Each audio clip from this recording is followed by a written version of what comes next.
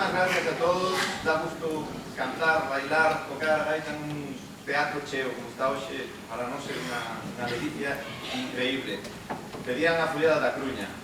Home, sendo tema de mar, hoxe, todo o que fala de mar, estando na Coruña, no Teatro Rosalía, Cánticas da Terra, claro que vai a Follada da Cruña. Vamos!